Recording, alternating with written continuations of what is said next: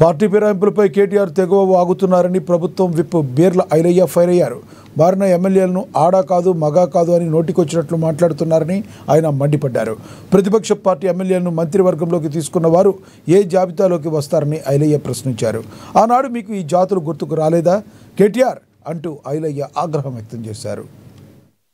కింద ప్రెసిడెంట్ కేటీఆర్ గారు నోటిదులతోటి నోటికొచ్చినట్టుగా మాట్లాడుతున్నాడు. ఫిరాయింపుల గురించి ఇవాళ నీతి వాక్యాలు మాట్లాడుతున్నాడు. మరి గత 10 ఏళ్లలో ఎంతోమంది ఎమ్మెల్యేలను ఎమ్మెల్సీలను పార్టీ ఫిరాయింపులకు గురి చేసి పార్టీలో చేర్చుకుంది గురిగింద తన కింద మత్సరినట్టుగా కేటీఆర్ నీచ రాజకీయాలు పాల్పడుతున్నాడు. ఇలా పార్టీ మారిన ఎమ్మెల్యేలను ఆడ కాదు మగ కాదని మాట్లాడుతున్నావు. మరి గతంలో నువ్వు పార్టీలో చేర్చుకున్నప్పుడు మరి అలాంటి వాళ్ళనే చేర్చుకున్నావా, వాళ్ళ ఆడ మగ నువ్వు తేల్చుకున్నావా?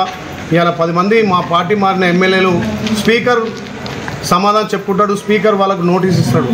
కానీ నీ నోటిదులతోటి ఇవాళ మీరు అధికారం ఉన్నప్పుడు ఒక రకంగా, అధికారం పోయిన తర్వాత ఇవాళ పార్టీ మారిన ఎమ్మెల్యేలను ఆడ మగాని నోటికి వచ్చినట్టుగా బజార్ మాటలు మాట్లాడుతున్నావు. కేటీఆర్, ముందుగా నీ ఇల్లును చక్కబెట్టుకో. నీ పార్టీ నుంచి నీ నాయకులు చేజారిపోకుండా చూసుకోవడం కోసం నీచ రాజకీయాలు మాట్లాడుతున్నావు. ఇవాళ దిగజారుడు రాజకీయాలకు అంబాసిడర్గా తయారైనవు.